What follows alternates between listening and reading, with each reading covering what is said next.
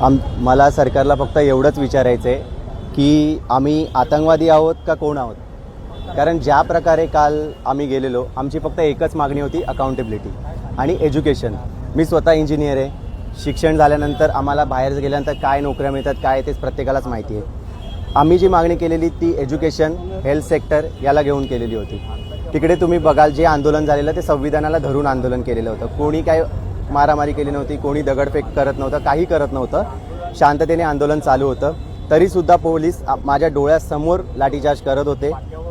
त्यांनी पहिले संसदेवरती जी लोकं होती त्यांच्यावरती, तिकडे जी मुलं गेलेली होती त्यांच्यावरती पहिले स्मोक बॉम्ब टाकले. त्यांना तिकडून पहिले खाली केलं. त्यांनी हे नाही बघितलं की कोण आहेत. शांततेने मुलं खाली बसलेली होती तरी देखील त्यांच्यावरती स्मोक बॉम्ब टाकण्यात आलेत आणि त्यांना तिथून हकलवण्यात आलेलं आहे. त्यानंतर ज्या प्रकारात मारलं, लहान मुलं, मुली, म्हातारे जे कोण लोक आलेले होते त्यांना खूप जास्त प्रमाणात त्रास झालेला आहे.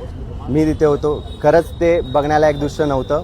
आणि खरंच थोडंसं माझी सरकारला एवढीच विनंती आहे की थोडीशी अकाउंटेबिलिटी घ्या आणि बोलण्याने मार्ग निघतो. तर येऊन फक्त बोला बस.